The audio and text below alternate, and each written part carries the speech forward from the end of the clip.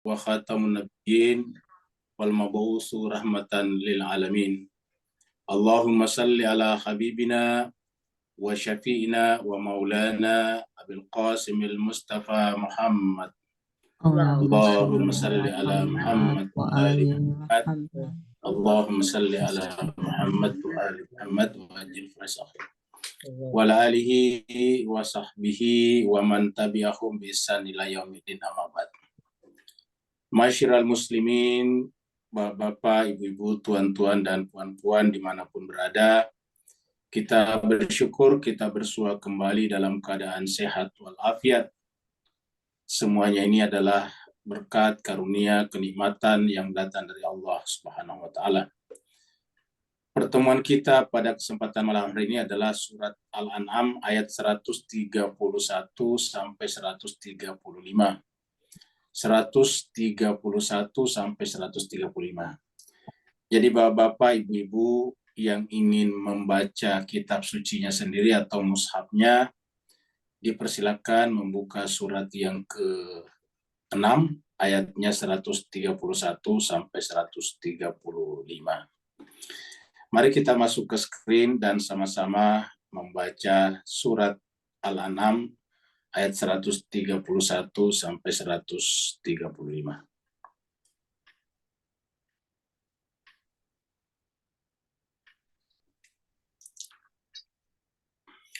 A'udzu billahi minasy syaithanir rajim. Bismillahirrahmanirrahim. أعوذ بالله من الشيطان الرجيم. بسم الله الرحمن الرحيم. ذلك أن لم يكن ربك مهلك القرى بظلم وأهلها غافلون. ذلك أن لم يكن ربك مهلك القرى بظلم وأهلها غافلون. ولكل درجات مما عملوا وما ربك بغافل عما يعملون. ولكل درجات مما عملوا وما ربك بغافل عما يعملون. وربك الغني ذو الرحمة وربك الغني ذو الرحمة إن يشأ يذهبكم ويستخلف من بعدكم ما يشاء. إن يشأ يذهبكم ويستخلف من بعدكم ما يشاء كما أنشأكم من ذرية قوم آخرين. كما أنشأكم من ذرية قوم آخرين. إنما توعدون لآت وما أنتم بمعجزين. إنما توعدون لآت وما أنتم بمعجزين. قل يا قوم اعملوا على مكانتكم إني عامل. قل يا قوم اعملوا على مكانتكم إني عامل. فسوف تعلمون من تكون له عاقبة الدار فسوف فسوف تعلمون من تكون له عاقبة الدار إنه لا يفلح الظالمون إنه لا لا يفلح الظالمون الظالمون صدق الله العلي العظيم صدق الله الله العلي العلي العظيم العظيم اللهم صل وسلم وزد وبارك بارك على على رسول رسول الله الله وآله وآله الأطهار الأطهار على على رسول رسول الله الله وآله وآله الأطهار الأطهار اللهم صل على محمد وآل محمد الله.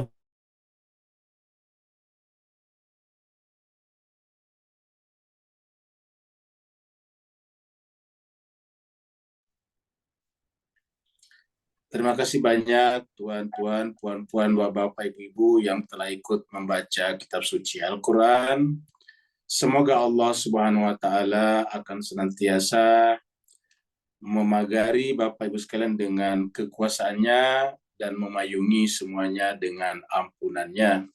Sehingga kehidupan kita, dunia dan akhirat, selalu terjaga dari ketergelinciran dan kelalaian. Kita teruskan surat Al-An'am. Surat Al-An'am ini adalah surat yang bernomor urut 6, artinya binatang ternak.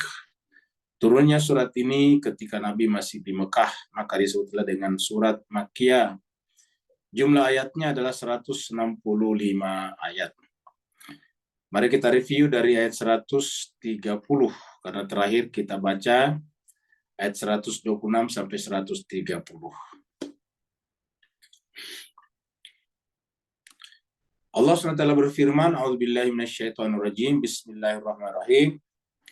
Ya ma'syaral jinni wal insi. Ini menunjukkan bahwa jin dan manusia setara, yaitu sama-sama makhluk yang mukallaf ataukah yang diberikan kewajiban syariat keagamaan kepadanya.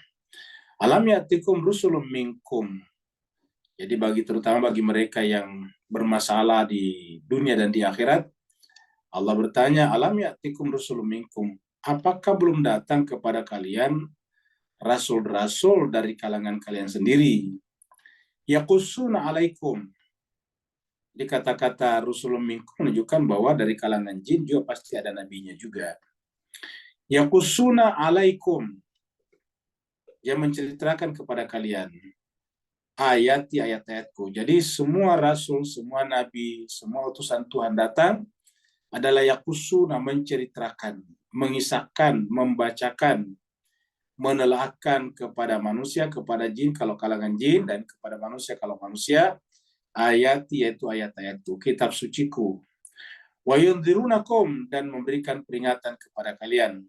Liqa'a yaumikum hadza, perjumpaan kalian dengan hari ini. Maksudnya pasti akan sampai pada hari akhirat ini. Lalu mereka semuanya menjawab, syahidna ala anfusina. Kami bersaksi atas diri kami, artinya yang menyaksikan itu bukan hanya mata, telinga, dan panca indera yang lain, tetapi juga diri kami sendiri. Anfusan itu artinya kesadaran diri kami. Wa gharrathumul hayatud dunya, tetapi sayangnya mereka terperdaya oleh kehidupan dunia. Ingat jemaah sekalian, kehidupan dunia ini adalah sesuatu yang memang harus kita cari karena kita tinggal di dunia. Allah menciptakan kita di dunia, Allah bahkan siapkan memang dunia untuk kita, tapi ingat, dunia hanya sebagai alat, sebagai tools, sebagai instrumen, sebagai perabotan untuk mencapai akhirat. Ibaratnya kalau petani, dunia ini adalah cangkul untuk digunakan bertani. Jadi kalau cangkulnya kemudian karena saking kagumnya kepada cangkulnya, saking senangnya kepada cangkulnya yang handle-nya pegangannya itu bagus, diukir dengan ukiran Jepara misalnya, kayunya kayu yang jati umur ratusan tahun, maka kemudian dia merasa menyayangi kalau cangkulnya dipakai mencangkul, ya dia tidak akan pernah memanen buah-buahan. Nah, begitulah juga dengan kita. Kalau kita sedemikian cintanya kepada dunia, sehingga dunia kita tidak gunakan untuk mencangkul supaya kita nanti memanen di akhirat, ya kita nanti tidak dapat apa-apa di akhirat. Nah, kurang lebih seperti itulah. Jadi dunia ini bagus, tetapi ingat, hanya alat, bukan tujuan. Dunia adalah alat, dunia adalah tools, dunia adalah perabotan yang digunakan untuk akhirat. Maka dikatakan, wagaratumul hayatu dunia, sayangnya mereka itu terperdaya, tertipu oleh kehidupan dunia. Wasyahidu ala anfusihim, dan mereka menyaksikan itu pada diri mereka, artinya mereka menyadari bahwa sebetulnya mereka memang tertipu. Cuma kesadaran mereka pada saat itu tidak terang benderang, tidak jelas, ya, kabur.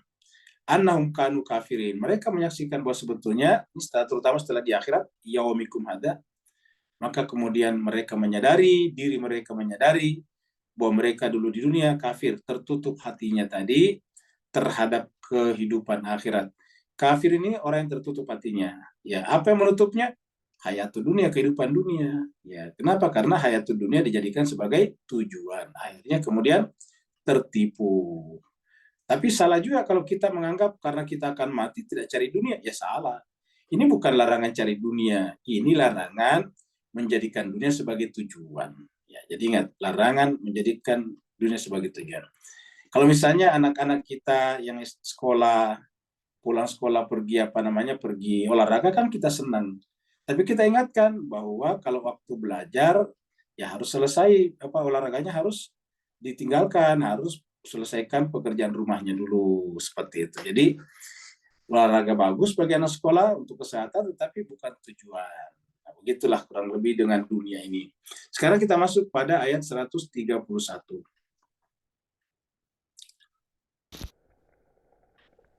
Jadi karena kita ini bergantung kepada hukum alam, ya hukum alam setiap saat bisa berubah tiba-tiba menjadi hal yang membahayakan bagi diri kita. Katakanlah misalnya kita butuh hujan. Tapi kalau tiba-tiba hujannya berubah jadi gumpalan-gumpalan es seperti yang kita lihat dalam video ini, dan gumpalannya itu sama dengan kepalan tangan orang dewasa, itu kan bisa membahayakan. Kesimpulannya, alam semesta bisa berubah jadi petaka bagi manusia. Allah berfirman, "Dzalika alam yakun rabbuka muhlikal qura." Jadi kata-kata zalika di sini Allah menjelaskan bahwa kenapa Allah mengutus rasul dulu. Kan tadi di atas, apakah belum datang rasul? Alam ya'tikum rusulun minkum atau min anfusikum. Apakah belum datang rasul-rasul Allah dari kalangan kalian? Nah, Tuhan mengatakan kenapa rasul didatangkan? Nah, karena jadi rasul harus didatangkan atau Allah harus mengutus rasul karena, nah kira-kira gitulah cara membacanya nih. Karena alam yakun rabbuka muhlikal qura. Karena tidak mungkin Tuhanmu, ya, alam yakun rabbuka. Tidak mungkin Tuhanmu, ya, membinasakan. Tidak mungkin Tuhan membinasakan al-qura, negeri-negeri, bizulmin, dengan kezaliman. Maksudnya dengan cara yang zalim. Artinya tidak mungkin Tuhan berbuat zalim. Ya begitu sederhananya. Jadi Tuhan itu kan maha agung, maha rahman dan rahim. Ya nggak mungkin lah Tuhan itu membinasakan kita tanpa alasan. Membinasakan kita tanpa alasan sama dengan zalim. Dan bagi Tuhan itu tentu perbuatan yang sia-sia. Bahkan mohon maaf namanya perbuatan bodoh. Kenapa? Dia menciptakan kita baru dihancurkan kita sendiri, kan salah. Contohnya kita membuat boneka-boneka. Setelah itu kemudian kita hancurkan kembali. Nah, itu kan kita bodoh namanya. Harusnya kita bikin boneka-boneka atau mainan-mainan untuk kita jual supaya ada pemasukan. Jadi kan harusnya begitu. Tapi kita bikin mainan-mainan, boneka-boneka, robot-robot. Setelah habis uang banyak, waktu banyak, habis itu kita hancurkan sendiri. Ya, kan bodoh namanya. Nah, hal yang sama terjadi pada Allah. Tuhan itu tidak mungkin membinasakan kita. Ya, kenapa?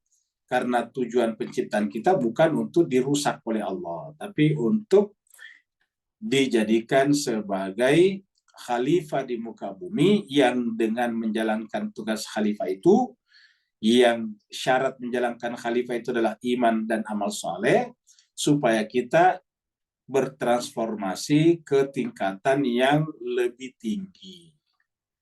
Jadi bertransformasi. Bukan hanya kita, semuanya melalui kita transformasi terjadi. Contohnya misalnya rumput-rumputan yang kita sebut dengan sayur-sayuran kalau kita makan. Kita ini kalau sudah makan daun-daunan kan namanya rumput-rumput sayur-sayuran. Ya, kalau di luar masih di alam namanya rumput-rumputan. Rumput-rumputan kita makan kan sayuran namanya. Nah, dengan kita makan sayuran yang tadinya cuma tanaman-tanaman, setelah kita makan dan kita gunakan beribadah kepada Allah, kan bertransformasi namanya. Jadi tanpa kita rasakan, kalau kita sholat, kalau kita membaca Quran, kalau kita bekerja untuk mencari nafkah, kalau kita berkuliah, itu sebetulnya adalah rumput-rumputan yang bertransformasi menjadi peradaban yang lebih tinggi untuk menggapai derajat yang lebih tinggi. Karena kita tidak bisa pergi ke kampus, kita tidak pernah bisa pergi ke masjid, kita tidak pernah bisa mengurusi bisnis kita kalau kita tidak makan. Jadi dengan memakan rumput-rumputan, bahkan juga hewan-hewan, maka rumputan, tanaman, hewan-hewan itu namanya bertransformasi ke level, ke derajat yang lebih tinggi melalui kita. Nah, seperti itu. Jadi fungsi khalifah itu bukan hanya sekedar mengatur, tetapi fungsi khalifah itu adalah mentransformasikan makhluk-makhluk Tuhan yang lebih di bawah derajatnya naik ke atas juga bersama dengan kita. Ya. Jadi tujuannya kita diciptakan dan berada di atas. Kita ini kan dalam hierarki makanan kita paling di atas. Ya. Kita paling di atas. Ya, kalau misalnya di hutan yang paling di atas misalnya harimau, macan, begitu. Dalam hierarki makanan ada nama hierarki makanan, misalnya tumbuhan dimakan sama babi misalnya, atau misalnya dimakan sama kambing, nanti kambing dimakan oleh harimau, kan begitu hierarkinya. Nah, kita ini hierarki yang paling di atas sebetulnya, karena kita bisa mengalahkan harimau, walaupun kita tidak makan harimau, tapi kita bisa mengalahkan. Jadi kita ini berada di atas paling tinggi. Nah, untuk apa? Supaya semua yang di bawah itu bertransformasi ke atasnya. Bertransformasi ke level yang lebih tinggi. Itu yang disebut dengan menaikkan derajat secara bersama-sama. Maka Allah mengatakan, tidak mungkinlah Allah membinasakan penduduk suatu negeri secara zalim. Ya, sementara wahluha gafilun. Sementara penduduknya gafil. Kata gafil di sini lengah atau kamu belum tahu. Sebelum dapat tadi Nabi, kan di sini Nabi. Jadi kalau misalnya kita manusia tidak punya Nabi, tidak punya Rasul dan lalai, ada kewajarannya. Tidak ada guru. Kan Nabi itu fungsinya sebagai guru. Jadi Nabi itu guru. Ya. Makanya salah satu Nabi itu memang namanya guru, namanya Idris. Nabi Idris itu artinya Nabi yang berprofesi sebagai pengajar. Idris dari kata darah saya dusu. Nah jadi lalai artinya dalam pengertian belum tahu. Maka kemudian terjawablah di sini kata zalika. Ingat, kata-kata zalika di sini adalah tadi pengutusan Nabi supaya mengobati kelalaian kita. Makanya Nabi di sini menjadi guru terhadap kita yang lalai. Kita tadinya tidak tahu apa itu Tuhan, apa itu iman, apa itu kitab suci. Sekarang dengan adanya Nabi, maka mengajari kita sehingga kita tahu apa itu kitab suci, apa itu iman, apa itu khalifah, dan sebagainya. Seperti itu. Nah, kita lihat misalnya di dalam ayat penunjangnya. Ya. Ini surat 17 ayat 15. Menjelaskan bahwa tidak mungkin Allah membinasakan suatu kaum kalau belum diutus Nabi kepadanya. Maka bisa dipastikan kita manusia ini yang banyak sekarang di manusia modern banyak durhakanya, hanya akan dibinasakan sebagian setelah nanti utusan Tuhan terakhir datang yang kita sebut dengan Imam Mahdi itu, ya. Atau kalau di Kristiani disebut dengan penegak kerajaan surgawi. Nah, kita lihat 17-15 surat Al-Isra ayat 15. Allah berfirman, Manihtada, siapa yang mengikuti petunjuk, fa innama yahtadi li nafsi, maka ada dasarnya memberi petunjuk kepada dirinya. Jadi kalau bapak, ibu-ibu, tuan-tuan, puan-puan belajar Al-Quran, iya bukan untuk orang lain, untuk bapak, ibu juga. Kan tidak mungkin kita yang belajar, orang lain yang tidak hadir yang tahu. Tidak mungkin. Kita yang masuk kelas, masa orang lain yang tidak masuk kelas yang tahu? Tidak mungkin. Kalau kita masuk kelas, misalnya kelas ekonomi, ya tentu ya kita yang paling tahu ekonomi nantinya. Begitu juga kalau kita mengikuti petunjuk membaca Al-Quran, ya otomatis diri kita juga dapat petunjuk, bukan orang lain. Manihtada, siapa yang mengikuti petunjuk, fa'innama, maka hanya saja yahtadi li nafsi. Dia memberikan petunjuk untuk dirinya sendiri. Jadi manihtada fa'innama yahtadi li nafsi. Siapa yang mengikuti petunjuk, maka sungguhnya petunjuk itu adalah untuk dirinya sendiri. Ya, jelas Mas sekalian. Wa man dhalla, dan siapa yang membiarkan dirinya tersesat, fa innama yadillu juga menyesatkan dirinya sendiri. Jadi semuanya Tuhan tidak paksa kita. Jadi ini kan benar-benar kita dibebaskan Tuhan. Kalau mau ikuti petunjuk silakan. Kalau mau mengikuti jalan yang sesat silakan, kata Tuhan. Tapi Tuhan mengatakan kalau kamu ikuti petunjuk, ya petunjuk itu untuk dirimu sendiri. Kalau kau mengikuti jalan sesat, kesesatan itu pun untuk dirimu sendiri. Wala taziru waziratun wizra ukhra. Karena tidak mungkin kita memikul beban orang lain. Tidak mungkin orang lain berdosa, kita yang pikul. Kita yang berdosa, orang lain yang pikul. Tidak mungkin.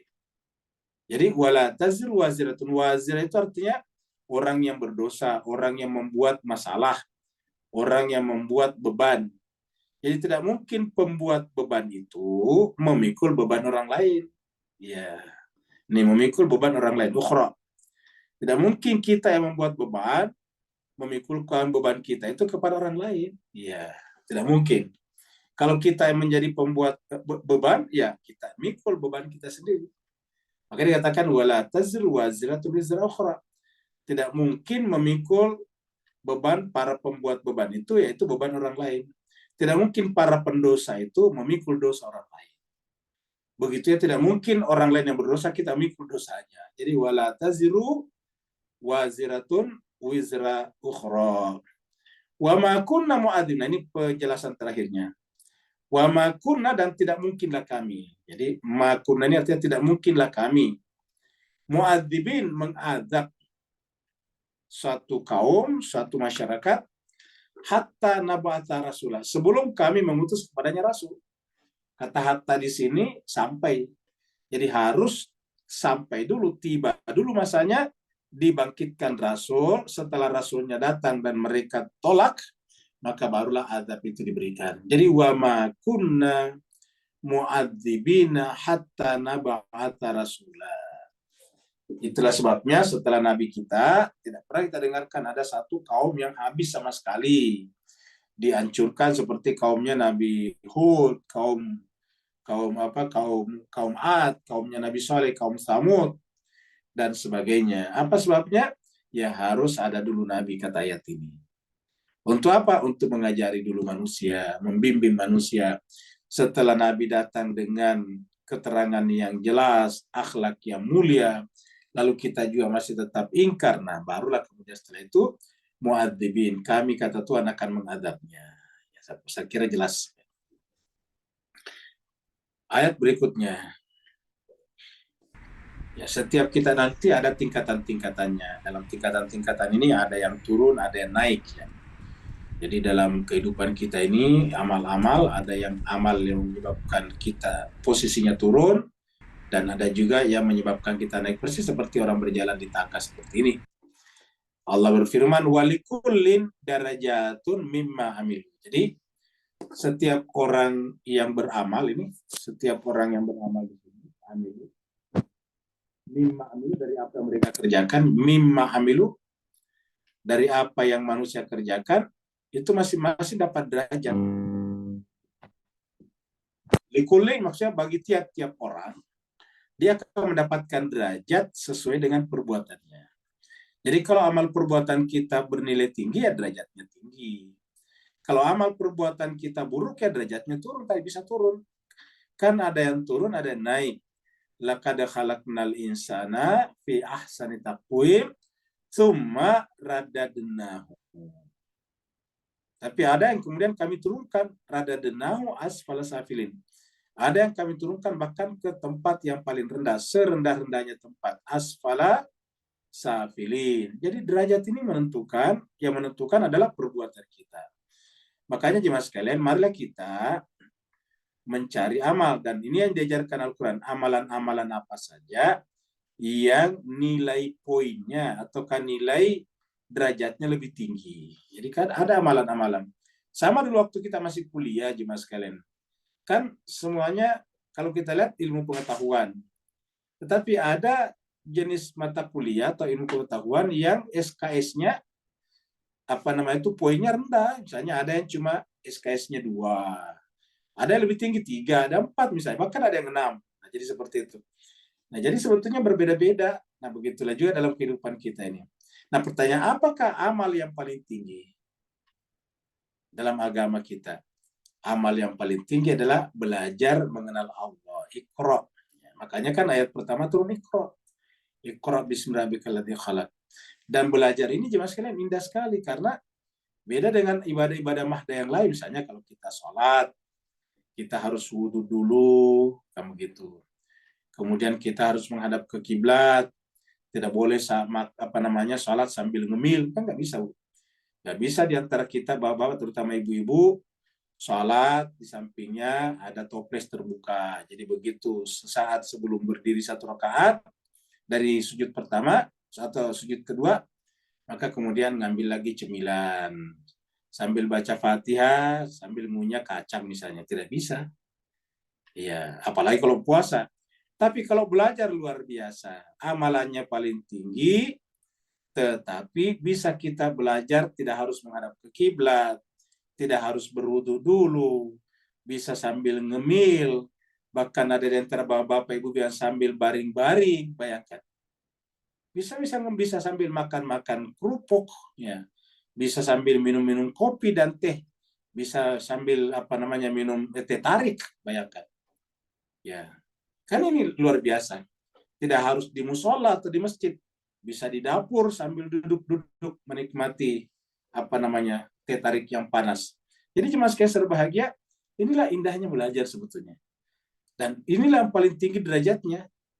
Jadi kalau kita ingin paling tinggi derajat, belajar. Kan Al-Quran mengatakan, yarfa'illahu, kan begitu ayatnya, pasti kita sudah hafalin. Yarfa'illahu alladziina aamanu minkum wa apalagi sampai kelanjutan, Allah mengangkat derajat orang beriman di antara kalian dan berilmu. Ya, jadi dan orang berilmu. Jadi Allah mengangkat derajatnya orang beriman dan berilmu. Dan banyak lagi yang lain. Misalnya, innama yakhshallah min ibadi al-ulama. Apa itu ulama? Ilmuwan. Kalau di pikiran kita kan namanya ulama itu kan kiai, buya, kamu gitu. Kalau dalam pengertian Al-Quran, ulama itu bentuk jama dari alim, orang berilmu. Jadi kalau ini kan berilmu kan dari kata ya lamun, ini ya malun. Kalau ilmu itu ya malu ya lamun, lamnya duluan ya lamun. Sama. Kalau ini ya malun, kalau ilmu ya lamun. Nah, alima ya lamun. Alima ya lamun itu orangnya namanya alim. Kalau ini adalah amil. Ini tadi ada amil tadi sebelumnya. Jadi ada amil, kalau tidak salah ya berikutnya amil ya. Ini nanti kalau ilmu alim.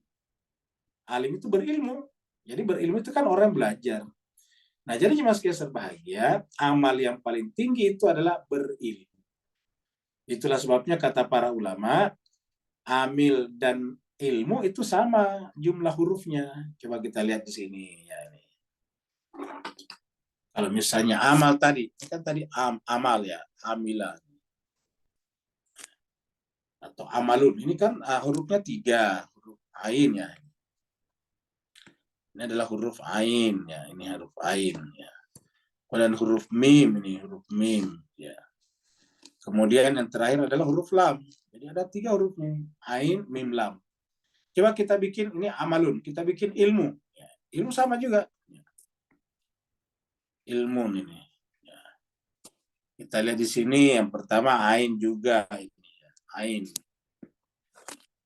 Dan di sini adalah lam. Ya. Dan di sini adalah mim. Ya. Jadi sama ini. Ain. Nih, mim, ada mim di sini.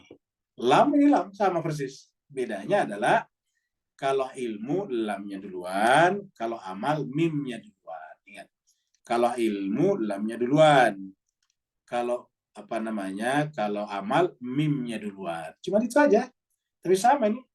Ain, lam, mim. Ain, lam, mim juga. Ya. Dengan demikian amal yang paling bagus ya. Jadi kalau kita sebutkan amal itu kan amilu tadi. Kata-katanya tadi di sini adalah amilu ini, amilu. Ya. Jadi atau kayak malu, amila yak malu, amila yak malu. Ya, ini yak malu. Amila yak malu. Ya. Kemudian kalau berilmu, ya, alima yak lamu. Kita ganti di sini alima. Alima yak lamu. Ya. Alima ya'lamu. Mirip tulisannya. Ya. Jadi amila ya'malu, alima ya'lamu. Ya, jadi dengan demikian bisa disimpulkan kata para ulama bahasa bahwa amal yang paling baik itu adalah berilmu. Nah ini. Dan itu disampaikan dalam Al-Qur'an. Tadi innama yarfa'illahu alladziina aamanu minkum walladziina utul ilma darajat, kan begitu. Ya. Yarfa'illahu alladziina amanu minkum walladziina utul ilmu, itu menuntut ilmu.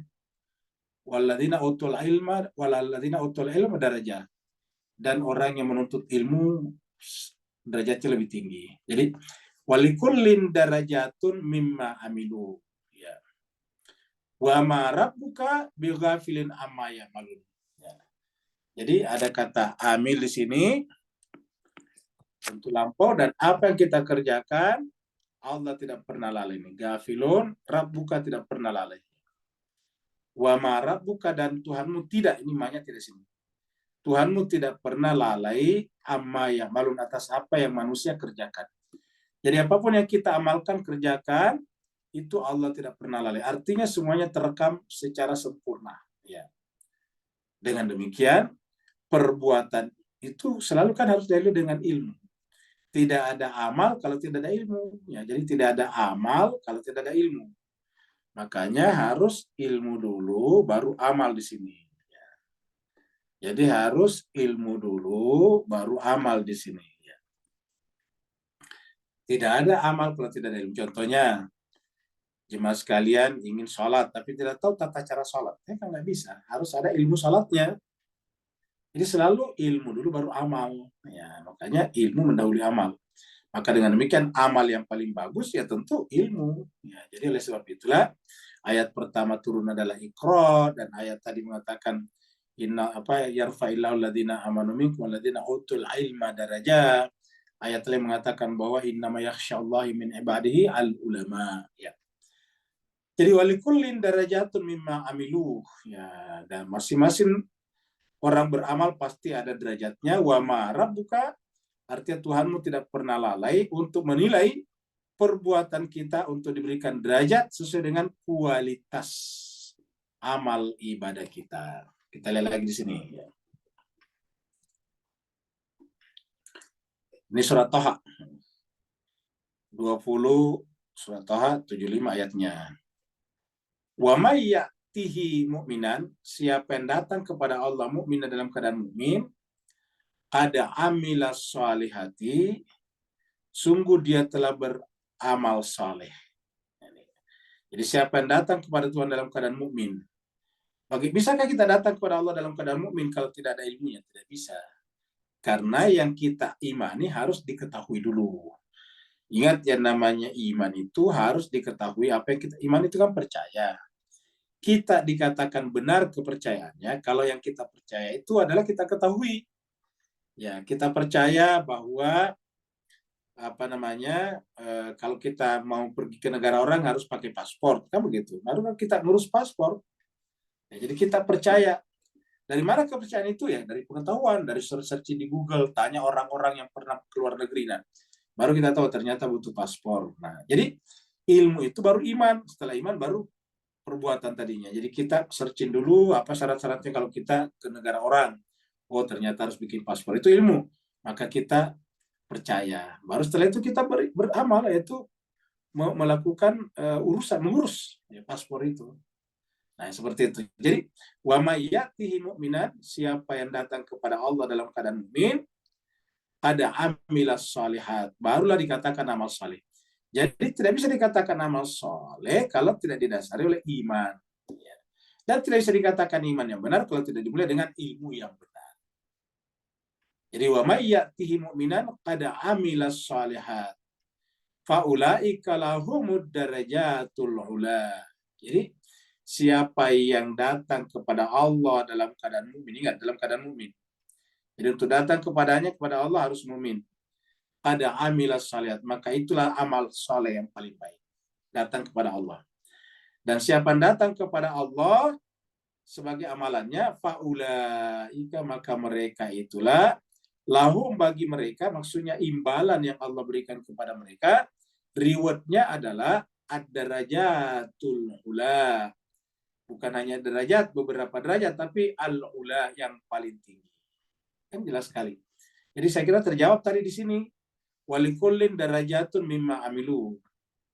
Ya, tiap-tiap orang beramal mempunyai derajatnya. Dan ternyata berdasarkan ayat ini, itu harus datang dalam keadaan beriman, baru dikatakan amal soleh. Mereka itulah yang ad-darajatul ula. Mereka itulah mendapatkan derajat yang paling ula, paling tinggi. Ya. Jadi Al-Quran itu benar-benar menjelaskan segala-galanya.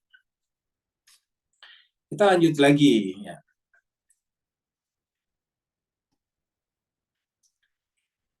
Ini ilustrasinya hanyalah warna-warna. Tapi ingat teman sekalian, keindahan itu sebetulnya bukan pada bendanya, tapi karena pada warnanya. Satu ya, kita lihat misalnya kota-kota, produk-produk, mobil, kereta, dan sebagainya, itu kan pasti ada warnanya. Dan warna itu hanya akan bisa memancar kalau ada cahaya. Jadi cahaya, kemudian dengan cahaya itu terpilah-pilahlah benda-benda itu berdasarkan kemampuannya menangkap gelombang cahaya. Jadi kemampuan benda menangkap gelombang cahaya itulah menyebabkan warna yang diterimanya berbeda-beda. Sehingga kita melihat ada benda berwarna hijau, kuning, merah. Itu sebetulnya adalah kemampuan benda itu atau zat yang ada pada benda itu menangkap panjang gelombangnya cahaya. Nah, gitu. Jadi sebetulnya bermula dari cahaya.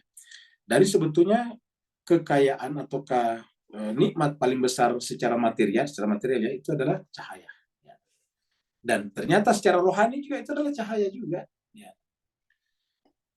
Warabbukal ghani, dan Tuhanmu itulah yang maha kaya. Jadi Tuhanmu itulah yang maha kaya. Tuhan, kita semuanya miskin. Di tempat lain dikatakan antumul fuqara. Ya. Antumul fuqara ilallah. Kalian ini adalah fakir kepada Allah. Jadi Tuhan mula gani. Antumul fuqara ilallah. Wallahu huwal ghani, dan Allah itulah yang kaya. Di sini warabbukal ghani. Tuhanmu itulah yang maha kaya. Nah, apa kekayaannya Tuhan? Apakah karena dia punya alam semesta yang besar?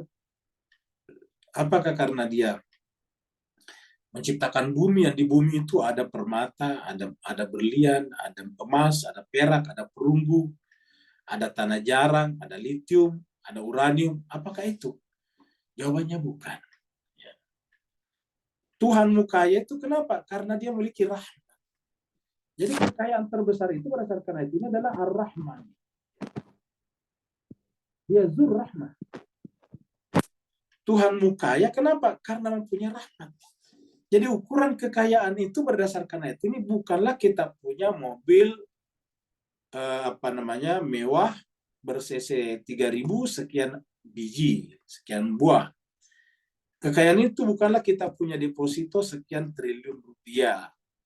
Kekayaan itu bukan kita punya pangkat dan jabatan yang paling tinggi dalam suatu negeri. Kekayaan itu bukan terletak pada banyaknya kita punya properti, rumah, toko, tanah, dan sebagainya.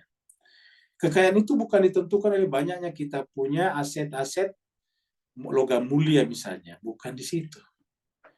Berdasarkan ayat ini, kekayaan itu adalah rahmat. Makanya wajarlah kalau yang kita minta selalu rahmat, sebetulnya rahmat. Kita mengucapkan salam, kita mendoakan orang kita salami semoga mendapatkan rahmat. Assalamualaikum warahmatullahi wabarakatuh.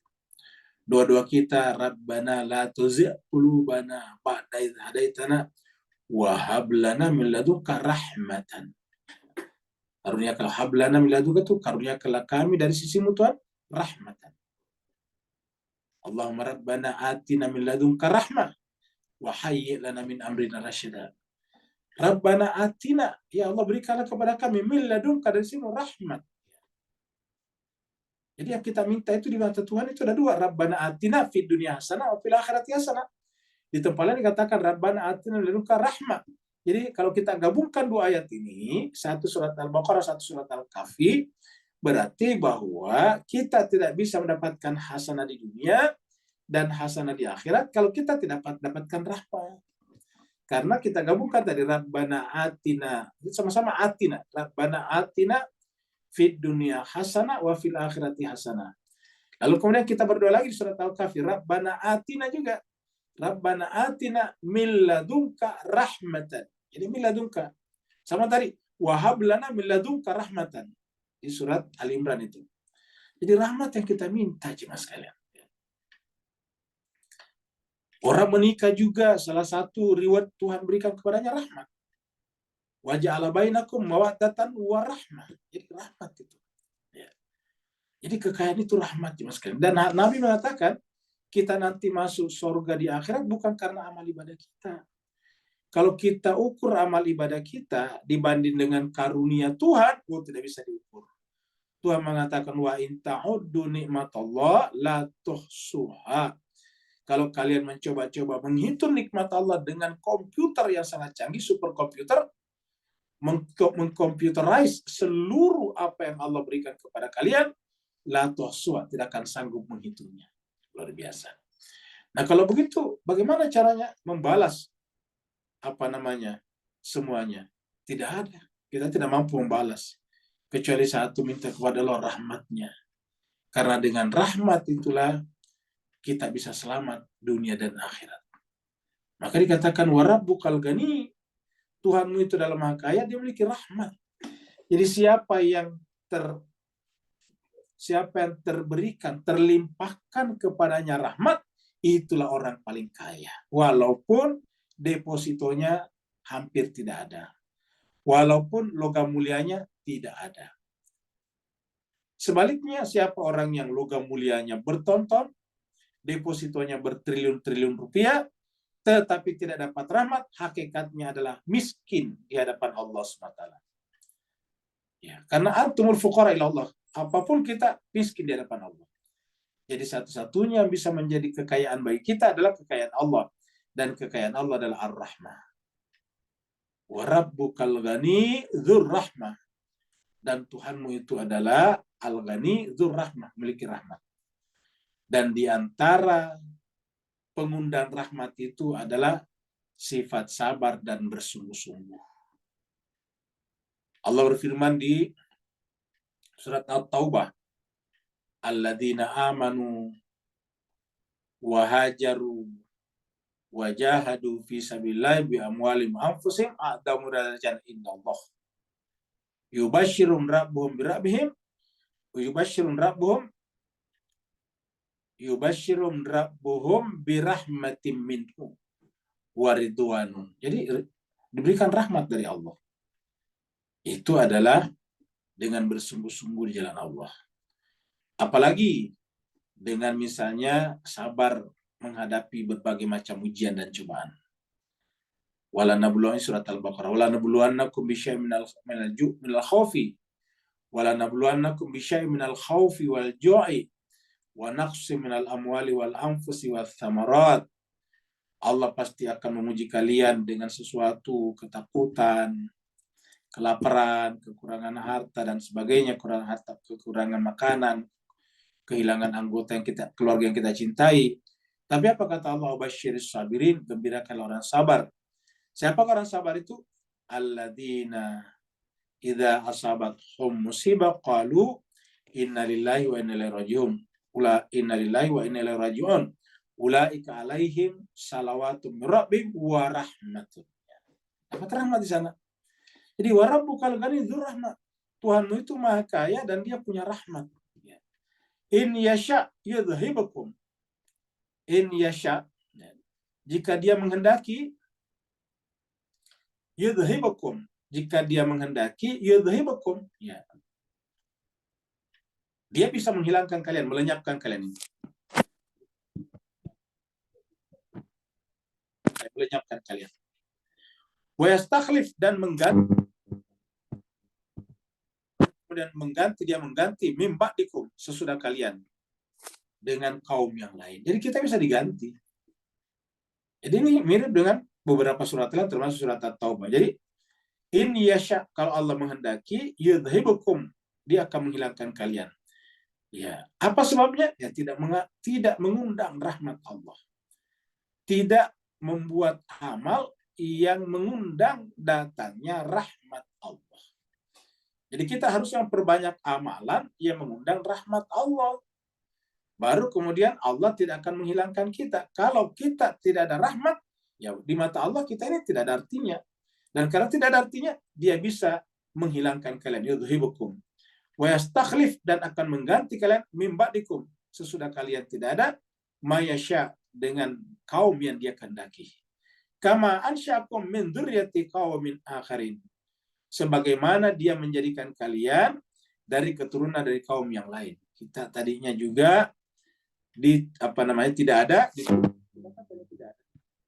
Ansya'akum min dzurriyyati, dari dzurriyyat qaumin akharin, kaum yang lain. Jadi mayasya'u kama ansya'akum min dzurriyyati qaumin akharin. Jadi kita ini juga adalah keturunan dari zuriat dari kaum yang lain. Artinya bahwa boleh jadi orang-orang tua kita dulu juga adalah tidak melakukan banyak hal, terus kemudian muncullah generasi baru. Jadi kama ansya'akum min dzurriyyati qaumin akharin. Ya, kita lihat di sini. At-Taubah. Kita lihat nanti di sini ada dua ayat yang mirip, At-Taubah dengan Al-Anfal. Allah berfirman, illa tamfiru, jika kalian tidak pergi untuk membela negara kalian, membela masyarakat, kemanusiaan, yu'adzibukum, maka Allah akan mengadab kalian adzaban alima, adab yang pedih. Kata-kata tanfiru ini bisa jadi artikan kalau kalian tidak beraktivitas, tidak pergi, tidak membuat amal, tidak berilmu, maka Allah akan mengadab kalian dengan adab yang pedih. Wa yastabdil, dan akan mengganti. Yastabdil, akan mengganti kalian dengan kaum. Mengganti kalian dengan kaum gairakum, yang bukan kalian lagi. Ya. Wala tadurruhu, ya, syai'a, dan kamu tidak bisa menimbulkan efek negatif sesedikit apapun kepada Allah. Hunya kepada Allah ini. Syai'a. Jadi artinya kalau kita menolak, keberatan, ya tidak bisa kita mencederai Allah, karena Allah itu maha sempurna dan tak terjangkau oleh kita. Wallahu ala kulli syai'in qadir, dan Allah itu berkuasa atas segala sesuatu. Ini surat At-Taubah. Kita lihat surat Al-Anfal.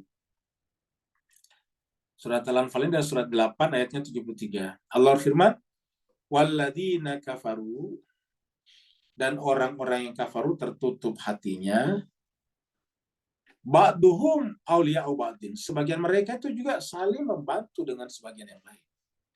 Jadi orang-orang yang kafaru tertutup hati, lihatlah di Timur Tengah, ya. Di Timur Tengah Israel, tetapi bisa ke Israel bertahan kalau tidak dibantu? Tidak bisa. Dia dibantu oleh Amerika, dibantu Inggris, dibantu Jerman, Italia, dibantu negara lain. Ya. Kita lihat kemarin Israel ketika menyerang Yaman, apakah pesawat yang dipakai pesawat buatan Israel? Bukan. Pesawat buatan Amerika, pesawat yang paling mutakhir, pesawat paling sophisticated, yaitu pesawat F-35 yang bisa siluman. Siluman itu artinya tidak terdeteksi, suaranya tidak terdengar, ya, itu siluman. Radar tidak bisa mendeteksinya, tiba-tiba menyerang misalnya pangkalan minyak di Hudaidah, di Yaman, nah seperti itu. Ya, 25 pesawat F-35. Siapa punya? Buatan Amerika. Ya. atau buatan Amerika. Nah, di tempat lain kalau buatan Amerika digunakan untuk menyerang sasaran sipil, pasti diganjar, disanksi. Langsung tidak dijual lagi senjatanya ke situ atau ke pesawatnya. Kalau pesawatnya sudah terlanjur dijual, di embargo. Spare partnya atau suku cadangnya tidak boleh lagi dijual, coba bayangkan. Tetapi Israel semena-mena melakukan itu, kenapa ya? Karena memang satu mata uang dengan Amerika Serikat. Zionisme itu antara Amerika dengan Israel adalah satu mata uang. Yaitu yang namanya uang itu harus sebelah-sebelahan. Nggak bisa namanya uang itu cuma sebelah. Ya, harus ada sebelahnya lagi. Ya, kalau uang itu cuma sekali misalnya uang nilainya kalau di Indonesia paling besar 100.000. Ya. Atau kalau Amerika $100, kita punya uang 100.000 dolar. Semuanya hanya sebelahnya saja. Yang sebelahnya lagi kosong putih, ya, tidak ada nilainya. Nah, begitulah juga Zionisme ini nggak mungkin cuma Israel saja. Ada Israel, ada sekutunya, ya gitu. Jadi harus sebelah-sebelahan.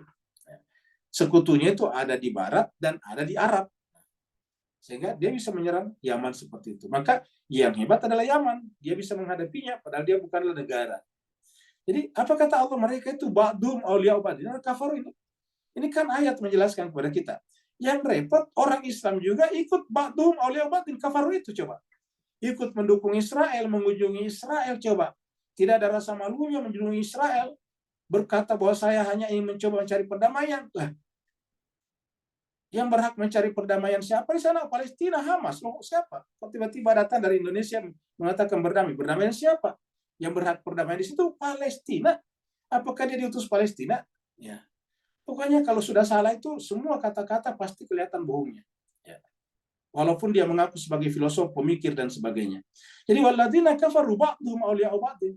Ya. Orang-orang kafir itu kata Tuhan ba'dhum awliya'u ba'din. Jadi kalau ada yang bantu Israel, baik langsung atau tidak langsung, bagian daripada apa? Kafaru. Apa kata Allah? Illa taf'aluhu, jika kalian tidak melakukan hal yang seperti itu apa? Ba'duhum awliya'u ba'din, bahu-membahu, takun fitnatun fil ard, akan terjadilah fitnah di muka bumi. Wa fasadun kabir, dan kerusakan yang besar. Ya, jadi di mana kita lihat kesamanya tadi? Illa taf'aluhu. Kalau kalian tidak melakukannya. Sama tadi dengan ayat ini. Ya. Illa tanfiru. Kalau kamu tidak pergi, yu'adzibukum adzaban alima. Nah, dan akan diganti dengan kaum yang lain, ini mirip nih. Illa taf'aluhu. Kalau kamu tidak melakukan hal yang seperti ini, bahu-membahu, dukung-mendukung, maka takun fitnatun fil ard. Akan terjadi fitnah di muka bumi, wa fasadun kabir, dan fasad yang besar, kerusakan yang besar. Al-Quran berbicara sangat jelas, terang benerang, clear, namanya saja Al-Bayyinat. Al-Quran itu adalah Al-Bayyinat, kejelasan. Ya. Jadi kalau dalam Al-Quran ada surat Al-Bayyinat, itu nama lain daripada Al-Quran. Kita balik lagi ke sini. Jadi Allah mengatakan, wa rabbukal ganiyyur rahmah, in yasha' yadhibukum.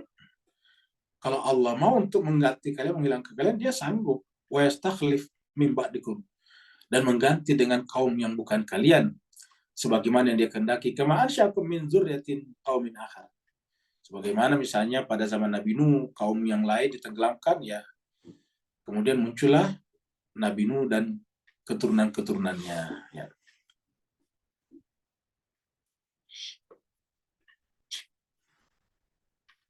Ini kalau jemaah sekalian lihat, ini kan namanya makam, ya. Ini adalah kuburan.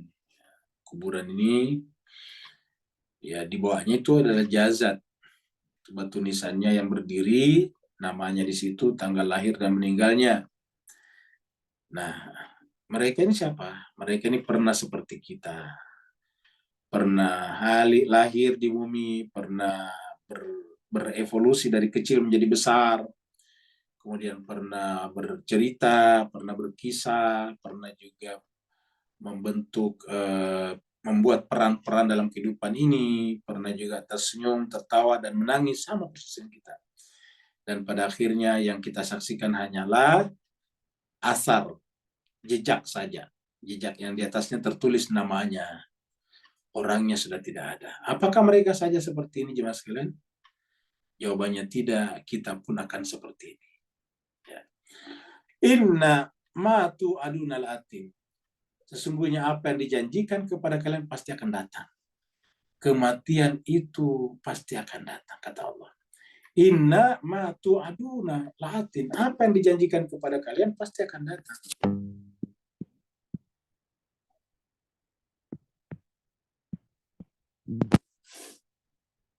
Ya. La-nya ini taukid. Ini sebetulnya atin.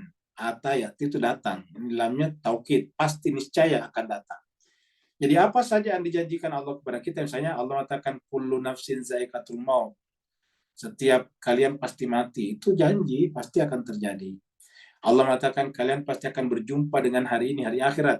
Itu adalah janji pasti akan datang. Dan Allah tidak pernah ingkar janjinya. Innallaha la yukhliful mi'ad. Allah tidak pernah mengingkari janjinya. Inna ma tu'aduna la'atin. Sungguhnya apa yang dijanjikan pasti akan datang. Dijanjikan Allah maksudnya. Wa ma'antum bimujizin, karena kalian tidak mungkin melawan. Kata mujiz itu melawan kekuasaan dan ketetapan Allah. Mujiz itu ingat kata mujizat. Mujizat dari sini. Mujizat. Ya, mujizin itu adalah orangnya, orang yang menolak, orang yang melemahkan. Jadi mujizat itu adalah sesuatu yang tidak bisa kita tolak. Mujizat itu adalah keputusan Tuhan yang mengalahkan semuanya termasuk hukum alam. Maka mujizat itu adalah tidak sejalan dengan hukum alam, melampaui, mengatasi hukum alam. Nah, kita maksudnya di sini mujizin adalah kita yang coba melawan hukum Tuhan. Kita yang coba mengalahkan Tuhan, itu tidak mungkin. Ma antum, kalian tidak mungkin mengalahkan Tuhan. Kira-kira gitulah. Kalau diterjemahkan. Ma antum, ya. Kalian ini tidak mungkin bimujizin, mengalahkan Tuhan. Mengalahkan janji Tuhan. Jadi apapun yang telah dijanjikan Tuhan pasti terjadi, seperti kematian. Itu pasti. Setelah itu kita akan dibangkitkan. Itu pasti. Tidak bisa kita melawan, itu ketetapan Tuhan. Jadi apa saja dijanjikan Tuhan itu benar. Innallaha la yukhliful mi'ad. Allah tidak pernah ingkar akan janjinya. Kita lihat di sini nih. Surat Ibrahim dan surat Hud kita lihat.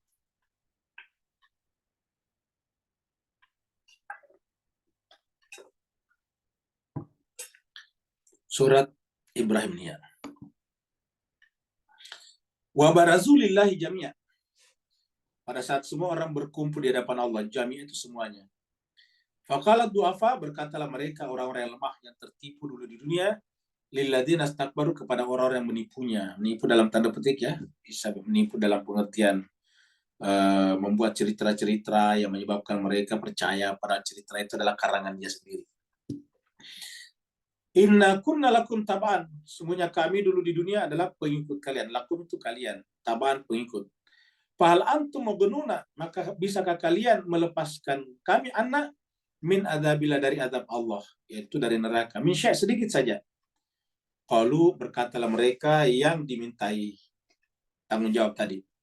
Lau hadanallah, seandainya Allah memberikan hidayah petunjuk kepada kami, lahadainakum, maka dengan petunjuk itu pun kami akan memberikan petunjuk kepada kalian. Tapi kami tidak dapat petunjuk, maka kami pun tidak memberi petunjuk kepada kalian. Lalu apa yang kami sampaikan kepada kalian di dunia, itu hanyalah karangan-karangan kami sendiri. Kalian menganggap itu agama karena ketika saya menyampaikannya, saya pakai serban, saya pakai sal Timur Tengah, saya pakai baju jubah, saya panjangkan jenggot, saya fasih berbahasa Arab, maka kalian percaya. Padahal itu bukan dari Allah. Itu adalah dari hawa nafsu saya. Sawa'un alaina, sekarang sama saja baik kita. Ajazina, apakah kita saling berkeluh kesah? Am sabarna, ataukah kita sabar? Tidak ada gunanya sabar. Malana min mahis, tidak mungkin kita lari dari tempat ini. Waqala syaitan, berkatalah syaitan. Ternyata ketahuanlah bahwa orang itu walaupun kelihatannya berserban dan berjubah, ternyata syaitan. Waqala syaitan, dan berkatalah syaitan, lamma qudiyal am, tatkala keputusan telah diputuskan. Apa kata dia? Mungkin syaitan mengatakan, inna Allah, sungguhnya Allah, wa'adakum, menjanjikan kepada kalian. Dan janji Allah kepada kalian, wa'dal haq, itulah janji yang benar. Jadi syaitan pun mengakui bahwa janji Allah itulah janji yang benar ini. Inna ma tu'aduna la'atin, pasti akan benar, pasti akan terjadi. Ya benar, apa namanya, wadul haq itu artinya pasti benar, la'atin sama maknanya ya. Wa'dal haq, janji yang benar. Apa artinya janji yang benar? Pasti akan datang.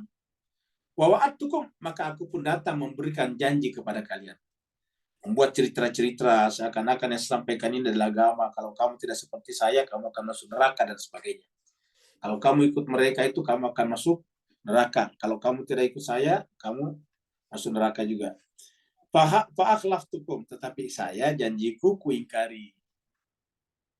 Fa'akhlaftukum, maka aku ingkari, aku menyalahi janjiku kepada kalian. Wa ma kana li 'alaikum min sultan. Kenapa? Saya tidak punya kuasa untuk mempengaruhi sebetulnya. Illa kecuali anda autukum, kecuali hanya saya mampu berdakwah dengan retorika yang fasih. Fastajabtum li, tetapi kalian percaya kepada saya. Fala talumuni, maka sekarang janganlah menyalahkan saya. Walumu anfusakum, salahkan dirimu sendiri. Ma ana bimusrikhikum wa ma antum bimusrikhi. Aku tidak bisa menyelamatkan kalian, dan kalian pun tidak bisa menyelamatkan atau menolong aku. Ya, jadi seperti itulah.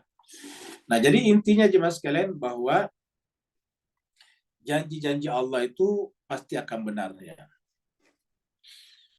Ini kita lihat satu lagi ya. Allah berfirman, wa ya qaumi, wa ya kaumku, i'malu ala makanatikum inni amilun. Beramallah dengan kedudukan kalian, saya pun akan beramal. Dan nanti akan kita ketahui, nah ini masih sambungan ini, nanti akan dilanjutkan dengan ayat berikutnya.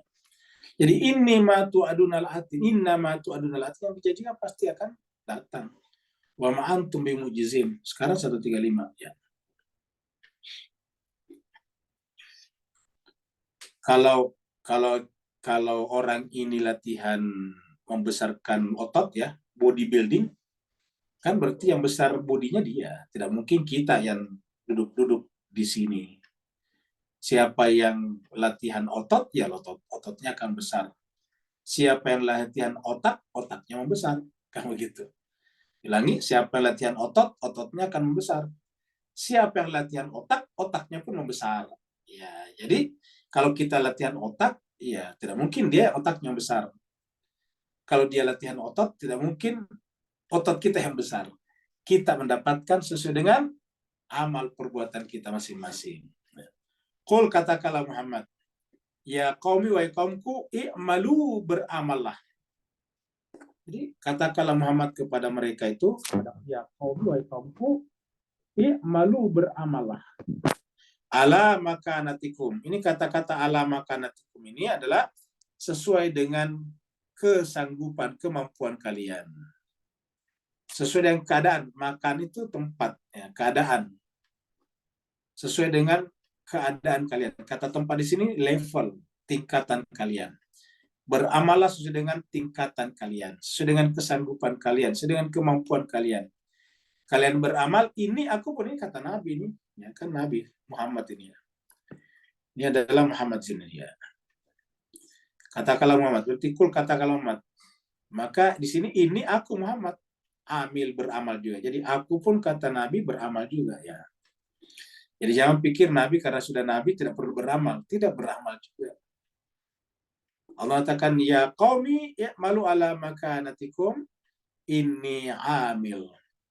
Beramallah kalian sesuai dengan keadaan dan kesanggupannya, aku pun akan beramal. Screennya mana, Ustaz? Oh, screennya hilang ya? Ya, Ustaz. Oh ya, baik. Kita kalau gitu masuk dulu ya. Ternyata keluar dari screennya. Terima kasih atas infonya.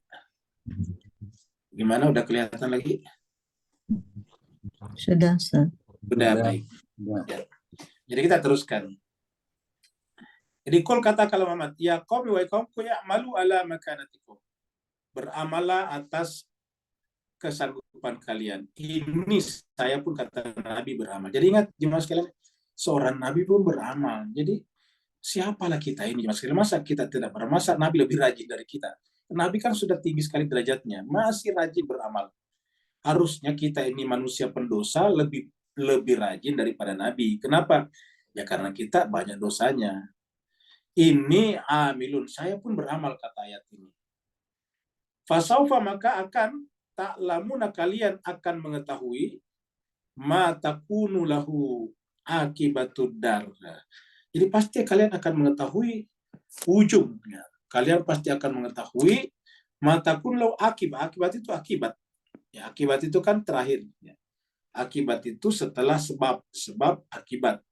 Jadi akibat itu adalah konsekuensi daripada sebab. Ada di sini diartikan kesudahan, ada benarnya juga. Kesudahan. Ya, akhir. Jadi akibat itu adar, maksudnya bahwa akhirat itu adalah hasil daripada dunia. Jadi akhirat itu akibat daripada dunia. Jadi yang namanya akhirat itu adalah akibat dari dunia. Jadi dunia ini adalah sebab, akhirat adalah akibatnya. Makanya di akhirat tidak bisa kita membuat sebab lagi. Sebab itu di dunia. Ya, tempat sebab inilah disebut dengan tempat melakukan tugas-tugas taklifi, tugas-tugas keagamaan, tasyri'i, syariat. Ya. Di dunia ini kita melakukan tugas-tugas syar'i. Kenapa? Karena itu sebab. Misalnya kita melakukan amal saleh, nanti di akhirat akan kita terima akibatnya. Jadi fasaufa ta'lamun, kalian pasti akan mengetahui ma takun lahu akibatud dar. Ya, bahwa kesudahan seperti apa yang kita temukan nanti di akhirat. Innau, sungguhnya dia Allah la yuflihuz zalimun, tidak pernah memberikan keuntungan. Jadi orang-orang yang zalim tidak pernah untung, la yuflihu, tidak pernah beruntung. Jadi orang-orang yang zalim tidak pernah mempunyai akibat yang baik, tidak pernah mempunyai akhir, tidak pernah mempunyai ending yang baik kalau dia zalim. Nah, zalim itu di mana? Di dunia. Zalim itu bermula dari mana? Dari jiwa kita, hati kita, pikiran kita. Nah, ini yang disebutkan tadi di sini, yang kita lihat tadi. Surat Hud. Ya. Hud ini 11 ayat 93. Allah berfirman, wa ya qaumi wa qaumku i'malu, beramallah ala makanatikum, sesuai dengan tempat, sesuai dengan kemampuan kalian. Tapi ingat, kemampuan itu jangan dimanipulasi. Jangan kita coba menipu Tuhan. Tidak bisa kita menipu Tuhan. Maksudnya gini, kalau mampunya kita 5, ya harus disebut dengan kemampuan 5. Jangan mampunya kita 5, tapi kita berapologetik, saya kan cuma 3. Nah, itu tidak boleh. Itu namanya memanipulasi. Tuhan tidak bisa kita manipulasi, kita memanipulasi di hadapan Tuhan. Wa yaqum yaqumku ya'malu, beramalah ala makanatikum inni amil, saya pun akan beramal. Sama tadi ayatnya. Saufa ta'lamun, kalian pasti akan mengetahui semua hasil dari amal perbuatan kalian. Mayatihi adabun, siapa yang datang kepada Allah dengan siapa yang datang kepadanya dengan azab, yukhzihi, maka orang itulah yang terhinakan. Jadi ada orang datang kepada Allah dengan azab, arti azab datang kepadanya. Jadi kata-kata mayatihi adabun, siapa yang azab mendatanginya, siapa yang menuai azab, begitulah kalau kita terjemahkan. Siapa menuai nanti azab di akhirat, maka yukhzihi, itulah caranya Allah menghinakan yang bersangkutan. Waman huwa kadibun, dan itu bukan hanya pada orang, tapi siapa saja yang kadib, berdusta. Kadib adalah lawan daripada shadiq. Waman huwa kadibun wartaqibu inni ma'akum raqib. Ya. Dan tunggulah, saya pun bersama kalian akan menunggu. Kata-kata yartaqibu, raqib, ini bisa berarti juga menjaga. Arti berhati-hatilah, sebagaimana saya juga berhati-hati. Ya, karena raqib itu bisa bermakna mengawasi. Kan namanya malaikat raqib itu mengawasi. Ya, makanya dalam ilmu tasawuf, ilmu irfan, ada namanya muraqabah. Dari muraqabah. Muraqabah itu kita mengawasi diri kita sendiri. Jadi kita artikan wartaqibu, berhati-hatilah. Ya, awasilah diri kalian. Ya. Selalulah menjaga diri sendiri. Saya pun seorang nabi seperti kalian menjaga juga. Jadi nabi itu juga menjaga dirinya. Kalau kemudian dia terjaga, ya karena dia telah menjaga dirinya tanpa henti, sehingga kemudian melahirkan hasil dalam bentuk keterjagaan. Orang yang bisa melakukan keridhaan Allah terus-menerus, maka Allah menjadi ridha kepadanya. Namanya radiyatun mardiyah. Orang yang bisa ridho kepada Allah terus-menerus tanpa henti, maka dia akan menjadi mardiyah. Orang yang bisa menjaga keikhlasannya, kesucian hatinya kepada Allah terus-menerus tanpa cacat, maka dia akan menjadi mukhlas. Jadi mukhlis menjadi mukhlas. Ya. Jadi mukhlis jadi mukhlas. Ya. Begitu juga dengan dekat, nanti akan didekatkan. Ya. Begitulah juga dengan ini. Kalau kita nanti akan menjaga terus-menerus diri kita, maka kita akan menjadi terjaga juga. Nah, inilah jemaah sekalian berbahagia. Kemudian berikutnya lagi surat Az-Zumar. Qul, katakanlah Muhammad, ya qaumi wa qaumku, malu alam, ini banyak sekali. Ada beberapa ayat seperti ini. Malu beramallah ala makanatikum, sesuai dengan keadaan kalian, potensi kalian masing-masing. Ini amilun, saya pun beramal. Jadi Nabi selalu perkenalkan, aku pun beramal. Ya. Fasawfa ta'lamun, niscaya kalian pasti akan mengetahui. Maksudnya akan mengetahui hasilnya. Kata-kata saufa ta'lamun ini berkali-kali muncul dalam Al-Quran. Jadi bukan hanya di sini, kita lihat tadi di sini juga. Ya, fasawfa ini saufa ta'lamun. Di sini juga kita lihat saufa ta'lamun tadi, saufa ta'lamun. Kita baca misalnya surat apa? Surat An-Naba. Ya, An-Naba itu adalah amma yatasaalun anin nabail azim alladzi hum fihi mukhtalifun. Kalla saufa ta'lamun tsumma kalla saufa ta'lamun. Sama. Kita baca al-haqqut takatsur hatta zurtumul maqabir. Kalla saya'lamuna tsumma kalla saya'lamun. Maknanya kurang lebih sama. Kita pasti akan mengetahuinya.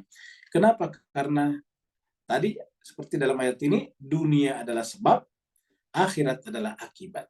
Ya. Semua sebab pasti ada akibatnya. Akibat adalah musti, niscaya bagi sebuah sebab. Kalau sebab kita sudah lakukan, tidak mungkin menghentikan akibatnya. Jadi kalau kita tidak ingin menerima akibat buruk, ya jangan membuat sebab yang buruk. Ya.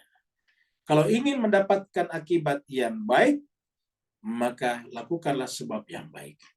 Kalau ingin mendapatkan akibat surgawi, maka lakukanlah sebab-sebab surgawi.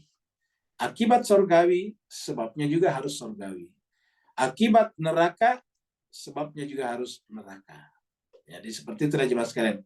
Nah, mudah-mudahan ayat-ayat seperti ini mengingatkan kita betapa Al-Quran tadi memberikan kepada kita pandangan yang luar biasa. Pertama berbicara tadi tentang kebebasan kita. Ya, kalian kalau mengikuti petunjuk silakan, kamu dapat petunjuk. Tapi kalau kalian menginginkan sesat, ya silakan juga. Jadi, dan ayat-ayat semacam ini banyak di Quran. Tapi itu mengatakan, ingat, setiap sebab, setiap pilihan punya akibatnya masing-masing. Ya. Dan akibat itu adalah bermula daripada sebab. Dan sebab di dunia ini adalah amal. Maka beramallah, amalnya baik, akibatnya baik. Amalnya buruk, akibatnya buruk.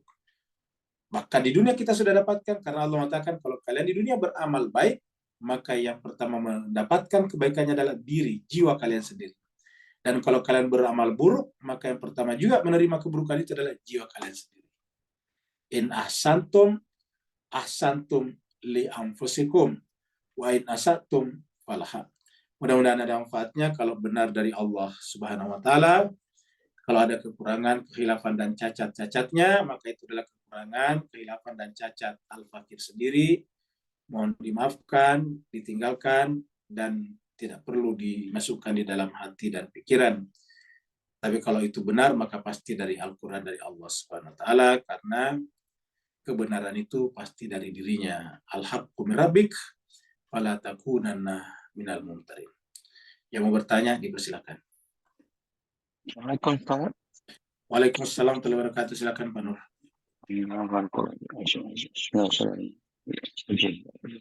Baik, Ustaz. Ada kaitan dan ikatan tentang Allah pakai bukan Nabi tapi Rasul yang berterusan akan datang sampai ke hari kiamat membawakan bukti-bukti tentang ini ja'ilun fil ardi khalifah. Maka ini tidak dapat terelak sebagaimana saya cuba kaitkan pada 134 bahawa apa yang Allah janji itu pasti jadi. So the question Is, apakah dalam konteks ni maksud zalim tadi yang terbit pada akar kata zalama tadi Ustaz? Sampaikan benda ni berulang kali sampai pilih imam pun pakai perkataan zalim. So beri pencerahan apa kita pandang dalam ayat yang nampaknya ada benda tersirat ni Ustaz. Barakallahu fiikum. Baik, terima kasih Pak Nur. Jadi kita startnya dari sini. Jadi kata-katanya sangat jelas Pak Buya, jadi artinya tidak ada keraguan. Walaupun kita tidak tahu bahasa Arab, kita lihat terjemahannya saja, ini sudah cukup ya. Terjemahan bahasa Indonesia ini sesungguhnya apapun yang dijanjikan kepadamu, pasti datang, maksudnya pasti akan terjadi. Dan kamu tidak mampu menolaknya, kita tidak bisa menolaknya, kita tidak bisa melawan. Jadi apa saja yang dijanjikan, lahatin, pasti akan terjadi, pasti akan menjadi kenyataan, pasti akan menjadi fakta nantinya di akhirat. Nah, karena kita tidak bisa menolak ini, maka tentu kita bertanya bagaimana cara menghindari akibat buruk atau nasib buruk nanti di sana. Karena pasti akan terjadi. Ya. Akhirat pasti akan datang. Sebagaimana kita sekarang berada di tahun 2024, kan terjadi. 10 tahun yang lalu kita mengatakan nanti.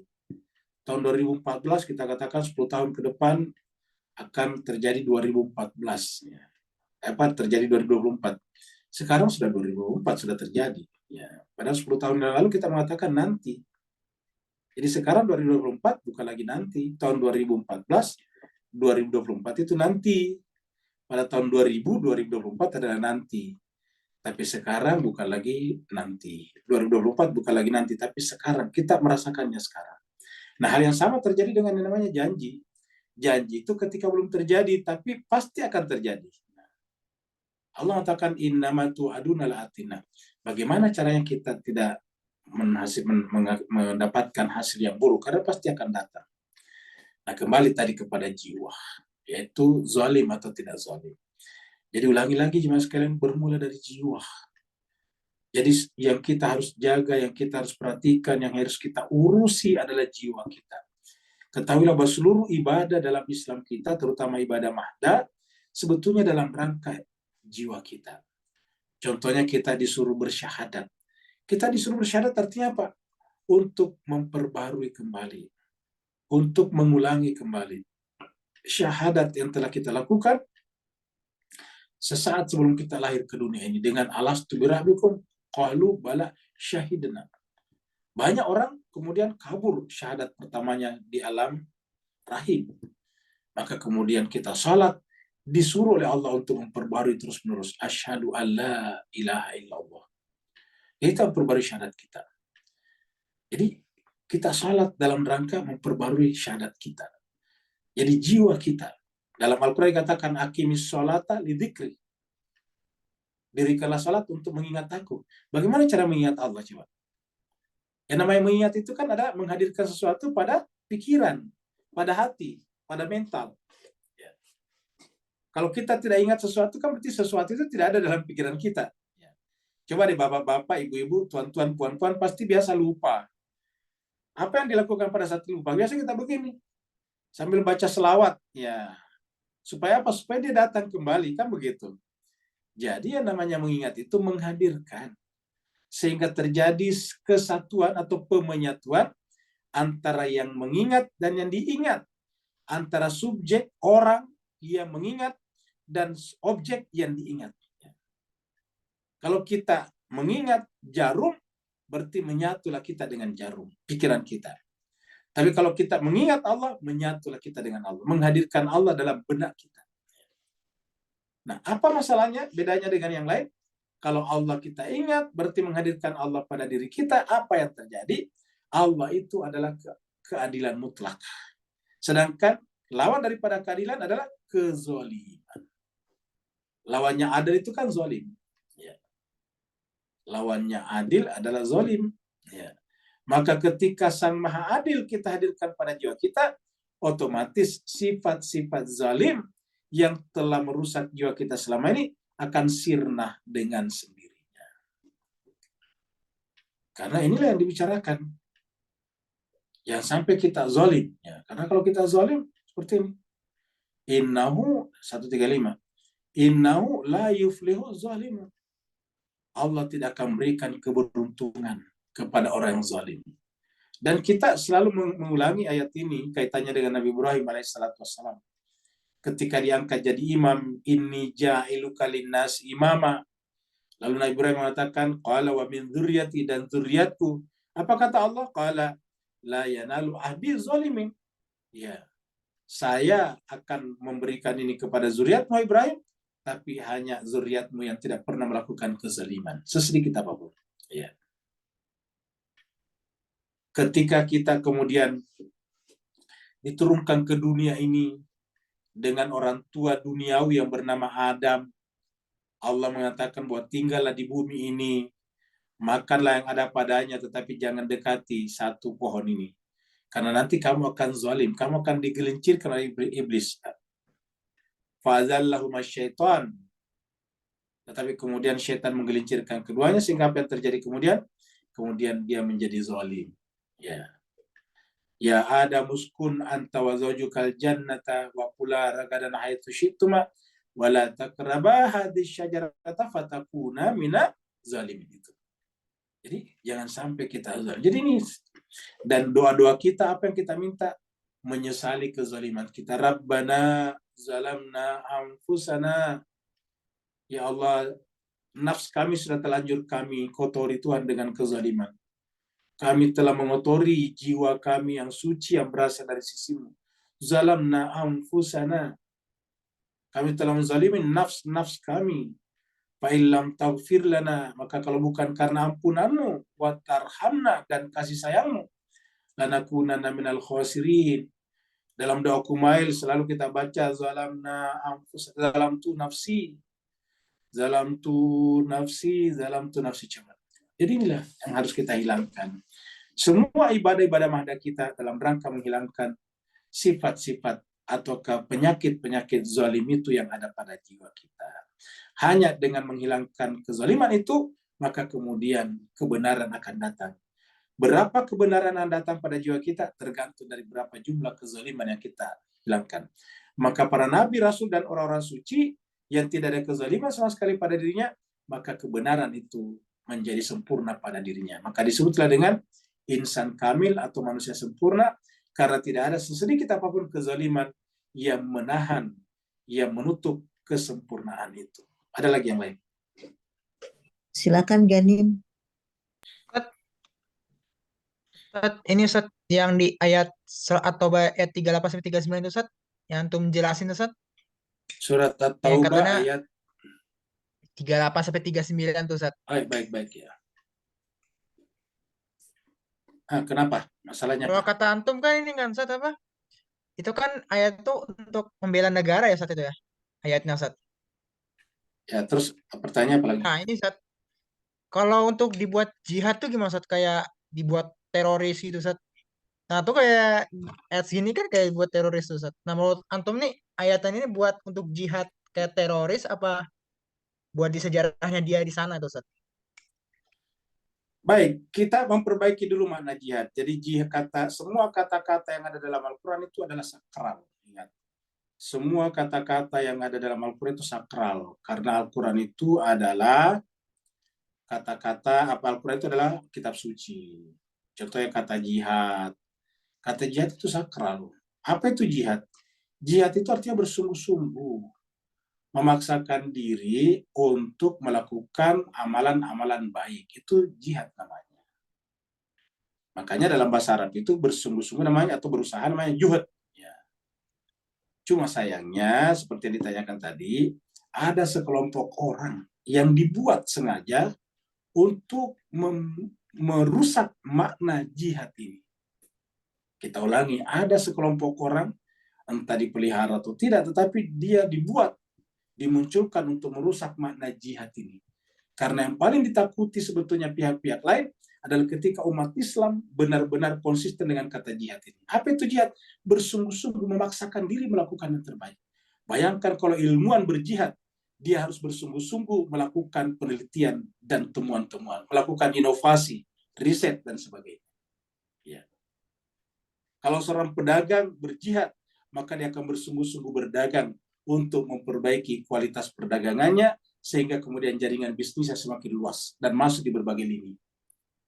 Semuanya kalau dikembalikan kepada jihad.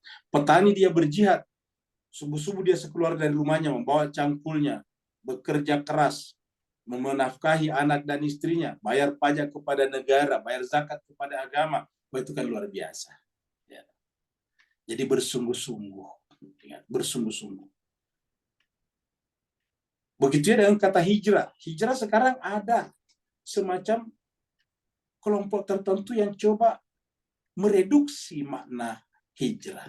Seakan-akan hijrah itu hanyalah ya mengganti celana yang tadinya agak ke bawah jadi digantung. Yang tadinya perempuannya tidak kelihatan mulutnya sekarang ditutup. Itu dianggap hijrah. Ya. Ada yang mengatakan bahwa hijrah itu ya kenapa? Tapi ini Ustaz ya, ini ayatnya ini untuk di zamannya Nabi apa untuk di sekarang ini ya Ustaz? Ini ayat yang ini ya Ustaz ya. Al-Quran untuk selamanya. Al-Quran itu berlangsung sampai akhir zaman. Al-Quran itu kan berlaku secara eternal. Bukan satu tuh salah satu ayatnya ini untuk di zaman yang di sana itu bukan Ustaz, bukan. Pokoknya Al-Quran ini berlaku sejak zamannya Nabi sampai Oh, enggak, sekarang. Ustaz. Iya. Makanya kita tidak bisa mengikat keberlakuan Al-Quran hanya berdasarkan asbabun nuzulnya. Ulangi lagi, kita tidak bisa mengikat makna dari suatu ayat dalam Al-Quran ke asbabun nuzulnya saja. Karena kalau kita mengikat Al-Quran atau makna Al-Quran atau ayat kepada asbabun nuzulnya, berarti Al-Quran itu hanya berlaku di satu masa saja, yaitu pada zaman Nabi. Nah, Ustaz. Ya, kalau itu terjadi, terus untuk apa lagi Al-Quran dibaca? Sedangkan Al-Quran mengatakan dia adalah petunjuk bagi seluruh manusia. Udah linas, apa artinya seluruh manusia? Sejak zamannya Nabi sampai manusia terakhir. Itu namanya manusia. Ya. Yang kalau yang ini, yang perintah yang membunuh ini sebenarnya buatan manusia Pak. Siapa tuh ya yang kalau kamu tidak berangkat berjihad, kamu akan disiksa, diganti sama kaum yang selain kamu gitu. Ya, logikanya gini, kalau semua rakyat, misalnya pada zaman Nabi, tidak ada yang membela Madinah, apa kira-kira yang terjadi? Maka Madinah akan runtuh dan akan lahir negara baru yang akan dibuat oleh musuh-musuhnya. Iya. Kan begitu, seperti contohnya Palestina. Kita tentu sangat-sangat membela Palestina. Tapi di Palestina juga harus melakukan melakukan muhasabah juga. Islamlah secara keseluruhan. Kenapa gampang begitu dikuasai? Itu tentu karena pertama, tertinggal dari segi pengetahuan. Tidak bersatu, mereka gampang dipecah antara Hamas dengan Fatah misalnya. Kan itu juga. Ya. Nah, itu yang terjadi sebetulnya. Nah, kalau Nabi pada saat itu juga seperti itu, ya dikuasai juga Madinahnya Nabi. Seperti itu. Makanya Nabi itu selalu menghindari terjadinya perpecahan. Dan inilah juga di pengajian kita ini, kalau antum ikut dari awal, pengajian kita itu, inti pengajian kita dan selalu persatuan. Jangan kita mengedepankan mazhab-mazhab kita masing-masing. Kalau setiap mazhab bangga dengan mazhabnya, ya terjadi perpecahan. Ujung-ujungnya akan lemah. Dan itu dikecam dalam Al-Quran. Dikecam dalam Al-Quran. Al-Quran mengatakan, kullu hizbin bima ladayhim farihun. Sayangnya, setiap kelompok itu cenderung merasa bangga dengan apa yang ada pada diri mereka, sehingga apa yang terjadi? Mereka menjadi lemah. Ya. Jadi bagaimana cara menyikapi mazhab-mazhab ini? Amalkanlah mazhabnya masing-masing, seperti kata Al-Quran, lana a'maluna walakum a'malukum. Kalau saya bermazhab Sunni, saya lakukan Sunni saya dengan sebaik-baiknya. Kalau kalian bermazhab Syiah, lakukanlah Syiah kalian sebaik-baiknya. Begitu ya sebaliknya. Kalau saya bermazhab Syiah, saya akan melakukan kesyiahan saya sebaik-baiknya. Dan kalian melakukan mazhab Sunni kalian dengan sebaik-baiknya. Kalau saya Syafi'i, saya akan melakukan kesyafi'ian saya dengan semaksimal mungkin. Dan kalau kalian Hanafi, kalian melakukan kehanafian kalian. Baru kemudian kita mengatakan lana amaluna walakum amalukum. Gitu. Nah, Ustaz. Afwan, Ustaz. Udah cukup, Ustaz. Ya, baik. Orang lain mau bertanya, Ustaz. Orang lain mau bertanya, baik. Ustaz. Silakan yang lain. Pak Mak, silakan. Ya, Assalamualaikum, Ustaz. Waalaikumsalam warahmatullahi wabarakatuh. Silakan. Ya, saya tergelitik tentang ayat yang tadi saling tolong menolong dalam keburukan. Dan ini konteksnya saya mau tanya ke kasus boykot, Ustaz. Karena pernah ada yang ceramah itu janganlah kalian terlalu menolak keburukan, makanya boykot itu dianggap kalau misalnya mengkonsumsi produk-produk yang ya katanya pro-Zionis segala macam, maka termasuk membantu tolong menolak keburukan. Sementara saya sendiri jujur nggak bisa lepas dari yang katanya di boykot itu karena satu dan lain hal lah istilahnya.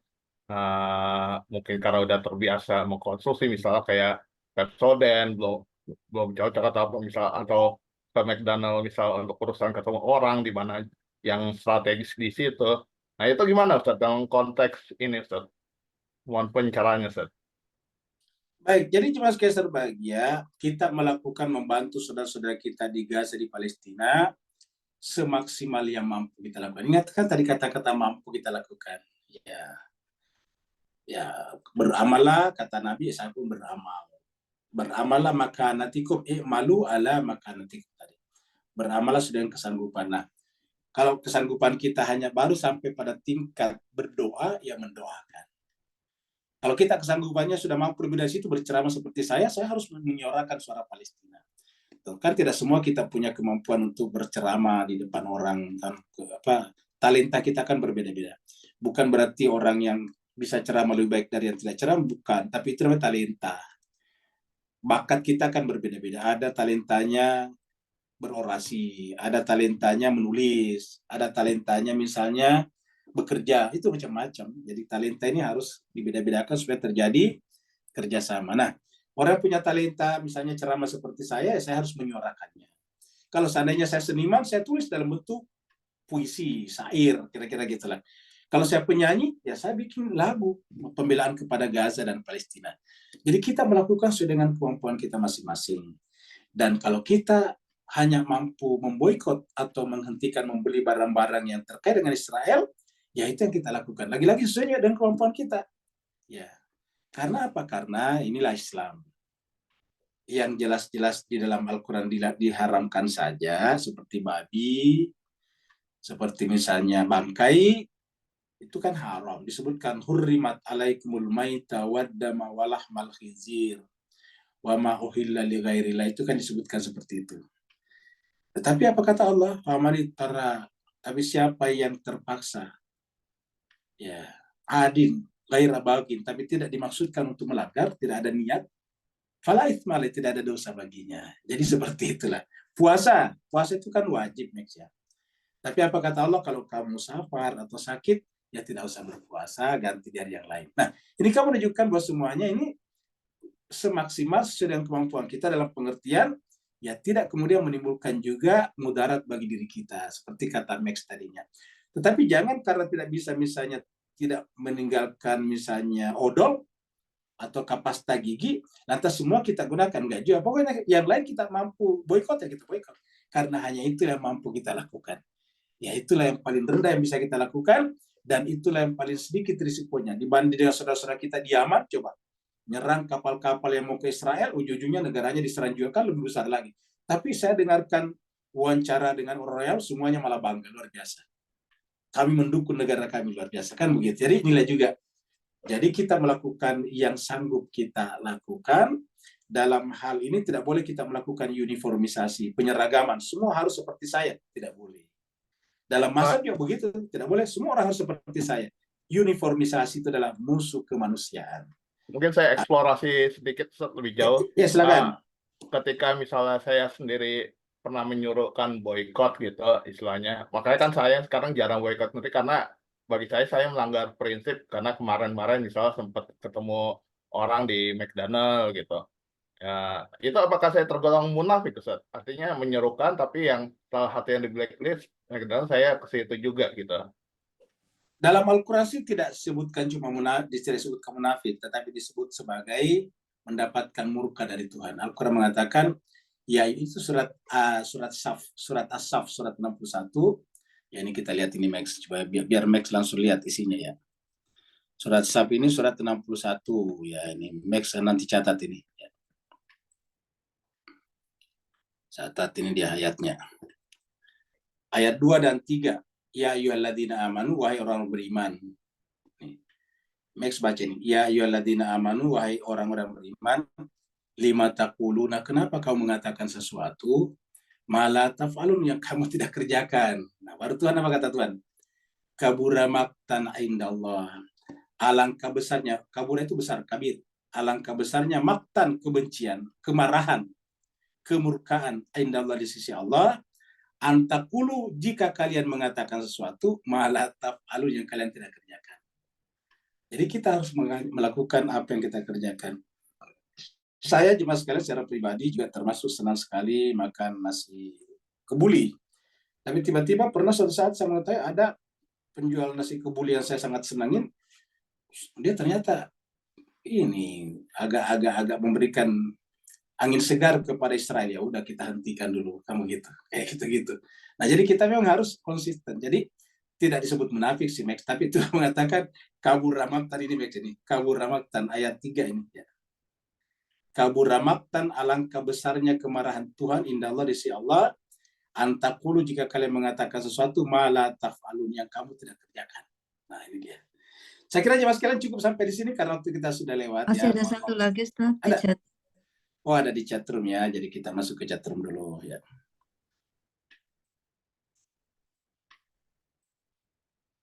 Dari Pak Burhan. Bisakah perjelaskan lagi akan makna manusia melakukan tugas khalifah di bumi ini? Baik. Jadi kata khalifah itu pengganti sebetulnya. Secara bahasa khalifah itu pengganti. Jadi kalau kita disebut dengan khalifatullah, berarti kita ini adalah pengganti Allah di muka bumi. Apa Tuhan perlu diganti? Bukan. Dalam pengertian begini. Kita ini kan diciptakan sebagai makhluk yang paling baik untuk tinggal di bumi ini. Nah, semua kebutuhan hidup kita untuk survival itu ada di bumi. Contohnya kita makan, minum, itu ada di bumi. Nah, Tuhan mengatakan bumi itu saya berikan kepada kalian. Itu diberikan dalam pengertian diberikan otoritas. Maka jangan merusak di muka bumi. Nah, seperti itu Pak Burhan. Kalau kita merusak di muka bumi berarti tidak menjalankan tugas khalifah. Kalau kita menjaga bumi supaya tidak rusak, berarti kita menjalankan tugas khalifah.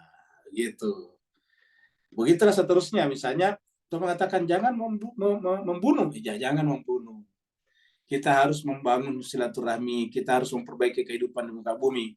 Apalagi Tuhan mengatakan, kalian orang beriman, orang Islam, adalah umat yang terbaik. Kuntum khaira ummatin. Untuk siapa? Ukhrijat linnas. Untuk mengedukasi seluruh manusia, mencegah manusia dari perbuatan merusak di muka bumi. Nah, seperti itulah. Jadi, ini yang disebut dengan tugas kekhalifahan. Jadi, tugas kekhalifahan tidak bisa kita persempit hanya dengan membuat negara khalifah. Membuat negara khalifah belum tentu menjalankan tugas kekhalifahan. Ada yang menyebut dirinya sebagai khalifah, tapi kerjanya membuat pertumpahan darah. Nah, itu bukan tugas kekhalifahan. Jadi, kita menyebut misalnya nama kita Khalifah A, tetapi ternyata membuat perang saudara. Nah, itu adalah jelas bertentangan dengan tugas khalifah di muka bumi. Seperti itu. Terima kasih banyak Bapak Ibu jemaah sekalian atas perhatiannya. Mohon maaf atas segala kekurangan. Wa'alafu minkum. Wassalamualaikum warahmatullahi ta'ala wabarakatuh. Waalaikumsalam warahmatullahi wabarakatuh. Terima kasih, Ayu. Terima kasih Pak Ustaz. Terima kasih, Pak Ustaz.